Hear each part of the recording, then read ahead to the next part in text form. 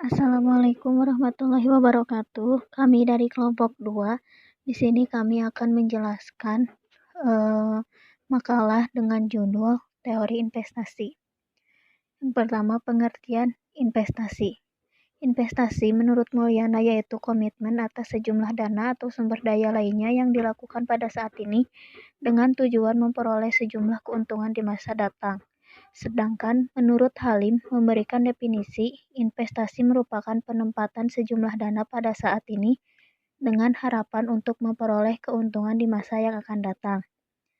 Fitzgerald mengartikan investasi adalah aktivitas yang berkaitan dengan usaha penarikan sumber-sumber dana yang dipakai untuk mengadakan barang modal pada saat sekarang, dan dengan barang modal akan dihasilkan aliran produksi di masa yang akan datang. Teori investasi. Teori investasi menurut Harold Donner melihat pentingnya investasi akan meningkatkan stok barang modal yang memungkinkan peningkatan output. Sumber dana domestik untuk keperluan investasi berasal dari bagian produksi, pendapatan nasional yang ditabung, di mana apabila suatu masa tertentu dilakukan sejumlah pembentukan modal, maka pada masa berikutnya stok modal akan bertambah di masa yang akan datang. Sedangkan menurut Keynes, ia mengemukakan bahwa besarnya tabungan yang dilakukan oleh rumah tangga bukan tergantung pada tinggi rendahnya tingkat bunga, terutama tergantung pada besar kecilnya tingkat pendapatan rumah tangga tersebut. Semakin besar pendapatan yang diterima oleh suatu rumah tangga, semakin besar pula jumlah tabungan yang akan dilakukan olehnya. Dan apabila jumlah pendapatan rumah tangga itu tidak mengalami perubahan yang cukup besar dalam tingkat bunga tidak akan menimbulkan pengaruh yang berarti ke atas jumlah tabungan yang akan dilakukan oleh rumah tangga tersebut. Selanjutnya, jenis-jenis investasi. A. Investasi berdasarkan asetnya.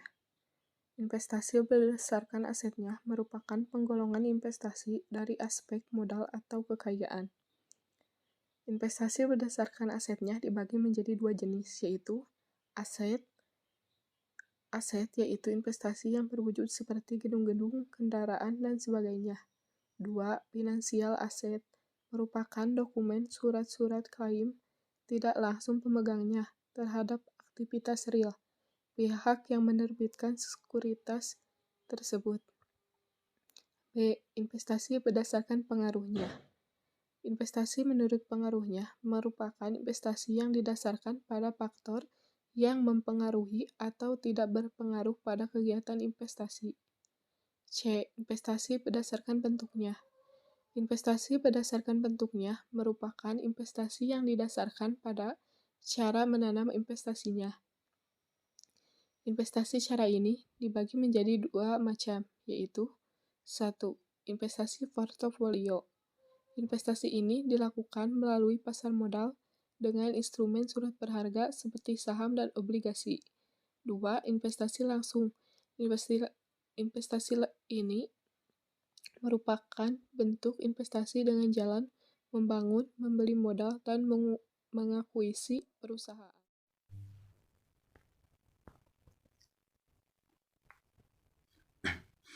Nah, di sini ada faktor-faktor yang mempengaruhi tingkat investasi. A. Tingkat keuntungan yang akan diperoleh. Investasi akan menanamkan modalnya pada jenis investasi yang memberikan prospek yang baik dan menguntungkan. Bila investasi yang dipilih sudah tidak menguntungkan lagi, investasi akan berpindah pada jenis lain yang lebih menguntungkan. Investasi harus selalu mengamati kinerja perusahaan tempat ia menanamkan modalnya. Naik turunnya saham dapat menjadi indikator apakah perusahaan tersebut memiliki kinerja yang baik atau tidak. B. Tingkat suku bunga. Investasi merupakan fungsi dari tingkat suku bunga. Hubungan antar investasi dengan suku bunga adalah negatif. Bila suku bunga tinggi, maka jumlah investasi menurun. Begitu pula sebaliknya. Juga jumlah investasi akan semakin banyak pada saat tingkat suku bunga relatif rendah. C. Kemajuan teknologi.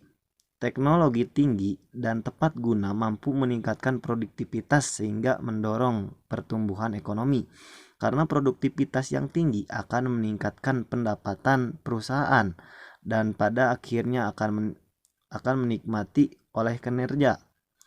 Meningkatnya pendapatan akan mendorong jumlah konsumsi sehingga mendorong laju investasi.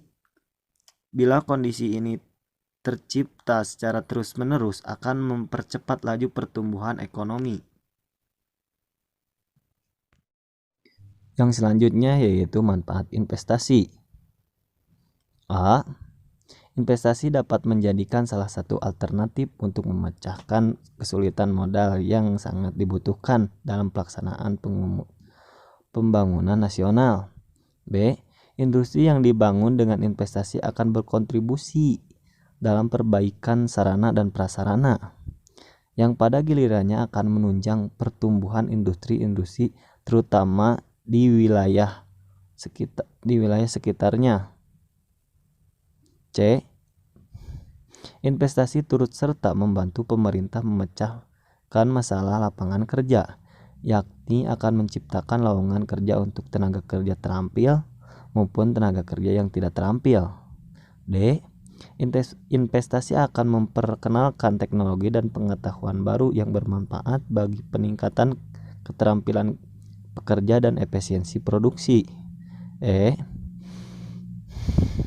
Investasi akan memperbesar pemerolehan divisa yang didapatkan dari produksi yang hasil produksinya sebagian besar ditujukan untuk ekspor.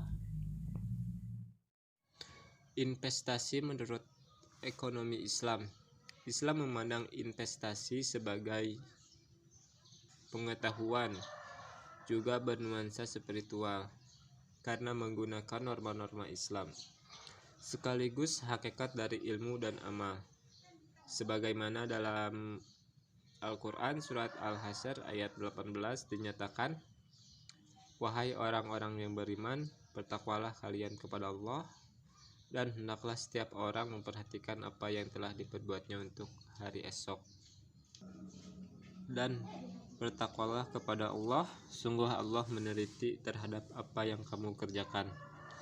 Demikian Allah memerintahkan hambanya untuk berinvestasi, tidak hanya berinvestasi secara finansial, melainkan non-finansial juga harus diperhatikan. Karena sebagai hamba Allah yang bertakwa, mestinya kita harus mempersiapkan bekal, tidak hanya bekal untuk di dunia, melainkan bekal untuk di akhirat juga harus diprioritaskan. Dalam Islam, investasi sangat diperhatikan unsur halal-haramnya. Aliran dana yang digunakan untuk berinvestasi tidak boleh digunakan di bidang yang diharamkan oleh syariat Islam, karena apa-apa yang melanggar ketentuan dalam syariat Islam akan mendapat balasan yang setimpal, dan itu akan dipertanggungjawabkan di akhirat kelak. Teman-teman, dapat disimpulkan bahwa investasi sangat dianjurkan dalam kehidupan kita, tidak hanya investasi secara finansial, melainkan investasi secara non-finansial juga harus diperhatikan. Karena sebagai hamba yang bertakwa, jelas kita lebih membutuhkan keuntungan di akhirat daripada keuntungan di dunia semata. Dengan harapan semoga teman-teman bisa memahami dengan baik, dan semoga teman-teman bisa mengaplikasikannya dalam kehidupan sehari-hari. Dan saya juga ingin berterima kasih kepada teman-teman yang telah menyimak dan mendengarkan. Semoga kita bertemu di lain kesempatan. Wassalamualaikum warahmatullahi wabarakatuh.